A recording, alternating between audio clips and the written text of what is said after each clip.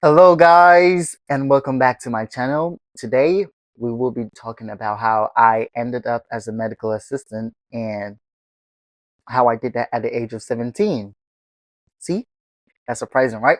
So, we will be talking about what happened between the process that I went through to end this job opportunity and the drama that actually went on from June to August until me finding this employer. So stay tuned, and again, welcome back to my channel. Please do well to subscribe, like, and share. Thank you. So like I said in my introductory video that I did, if you haven't watched that, please do well to go watch. So as I said in the video, when I was in high school, I enrolled in the AMCA partnership with my school. AMCA is American Medical Certification Association. So I enrolled in this program and I graduated high school with a certificate in medical assistant dental support technician. So I was pretty like settled when I got out of high school. So opportunities opening for me to get a job was pretty high. But that's what I thought. So I'll explain to you why it wasn't what I thought it was. So as many of you know already, like I said, I was in the Air Force and I was waiting for my basic military training date. Well, that didn't come until September, and I found out that the date was in February. So I had from June to February of free time, basically doing nothing. And I had already deferred my admission in college because I thought I was going to go for the BMT in the fall, but that was not going to happen. So I deferred my admission, and because of that, I couldn't go to school. But just wait.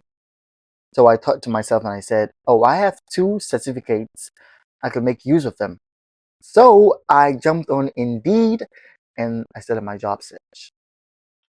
And when I tell you that I was struggling so very hard to find a job, it wasn't that I wasn't qualified for the job. I had a perfect resume, and this is not a brag.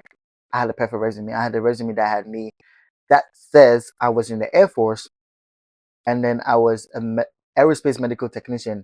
That name, even though it translates to a civilian job as a nurse, that name sounded so sophisticated that you would actually believe that I was doing something big in the Air Force.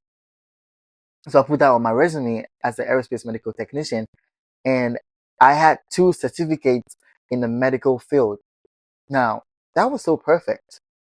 I just didn't, and I understand Spanish. So my resume was dope. As someone would say, you should be able to get a job like within 2 weeks of like posting on Indeed. Well, that was not the case. So every time that an employer would contact me on Indeed and we would discuss, we'll have an interview, they would draw back down to the fact that I have no experience in the medical field. And mind you, I made that very clear in my resume. And before we even started discussing anything about the job, I made sure that the interviewers, know that I just got out of high school and this would technically be my first job in a healthcare setting. I just don't understand why they thought it was better to go on ahead with me with everything and tell me I'm perfect, only to come back and say, oh, but you don't have experience in the job. We could have just ended it at the very start so we don't waste nobody's time. But yeah, I went through so many interviews. I tell you, I was anxious, I was disturbed, I was disappointed because who's going to hire somebody that just got out of high school and has no experience? If everybody was doing that, nobody would have a job, right?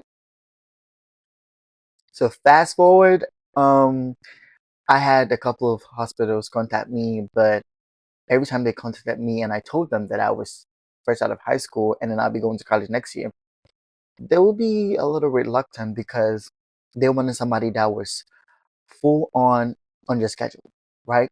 And I wanted a job that would be flexible with the time. So when I start school, I could bend the hours to my will. You understand? So no other company was willing to do that except my current employer right now. one thing they hired me for was the fact that I wanted a job opportunity as a per diem. And a per diem means that you get to pick your schedule and basically pick up shifts and stuff like that. So, and that was what I was looking for. I wasn't looking for anything serious because, like I said, I was still going to go to school and I didn't want a job that would interfere with my class schedules, right? So, yeah, fast forward, I get this job, and let me tell you, I don't have a car right now. So, this job had like a whole week of orientation, and I had to commute like 2 hours and a couple of minutes to get to this orientation and back home. Mind you, I don't have a car. It means 2 hours of sitting on the bus, this long ass ride, 2 hours of sitting on the train, and you get some point that you gotta walk. And I'm like, is this even worth it? Let me just call everything off because I was just so tired and I'm about to stress myself even before I get to the right age that I have to be stressing myself like that. Right. And it was just too much. I was like, nah, but you know what? I kept on going because I felt like it would look nice on my resume. And from now till February, I don't have anything going on in my life. So that could be, a source of me keeping myself busy and also getting money at the same time. All right. So the tip that I promised, I wasn't gonna go with that. The tip. So in order to gain you a job as a 17-year-old who has a medical assistant certificate without no experience, when you're going into the job, what you're supposed to be looking for is per diem, no experience. So when you come out fresh like that, you don't have to because it's really hard to get a job that will hire you without any experience. So what you have to go on in as is a newly grad per diem job, and that's what I'm doing right now. So with that, you don't have a lot. You choose your schedules.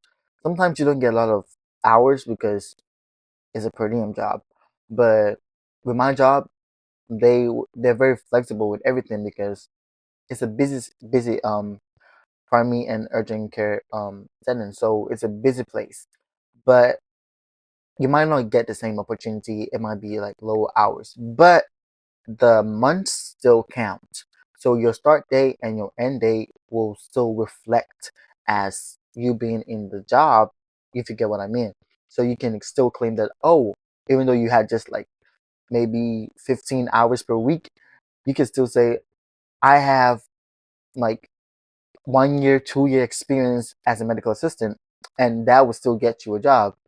Right. So you go in as a per diem and you just shadow for your like first 2 weeks and that's it. Like you get a job. If you go in looking for um something serious, something high as a 17-year-old without any experience, that's like zero to impossible, right? So you on Indeed you look for hospitals, or not just hospitals, you should also look for clinics, for provider settings, for urgent care settings, for CDMDs, like all that, and look for per diem slots, per diem opportunities. Just yeah, that will give you a high chance of getting the job than to go in as somebody who is serious and who wants a full time schedule, and yeah, and then you might not get it because everybody that's looking for a full-time schedule medical assistant, they're looking for somebody with like 6 years prior of experience. Right. Yeah. So that is my secret. I was, and I made my resume look really good um with the externships that I did in high school with my tutor, Dr. Masri. Shout out to him. So we had to go to like colleges to do practicals on like medical assisting and dental assisting. I put that on my resume as like a real, like the real deal. Like we went here, I did extensions here and there, right? So you're trying to sound yourself very proficient and very like you know what you're doing on that resume. You need to sound more dope. If you have a half-ass resume, or like basically empty resume, I don't really think that you're gonna get any job, because in the healthcare setting, in the medical field, you're looking for people that are full of experience, full people that know what they're doing. So if you go in with a resume that is basically empty, you're not gonna get a job. And one thing that's so annoying to me is the fact that the interviewers are going to stay on the line with you. They're going to do everything with you, and at the end, they will tell you, "Oh, but this something they could have told you before you even started the meeting." They will keep it inside, completely waste your time, and then tell you at the end of it, right? And also, try and practice some Spanish, because yeah, that got me the job. That necessarily did not get me the job, but it helped because they want people that's bilingual, and especially bilingual in Spanish and English. So you should be able to, do that. And I had that on my resume, so it was looking pretty good. All right.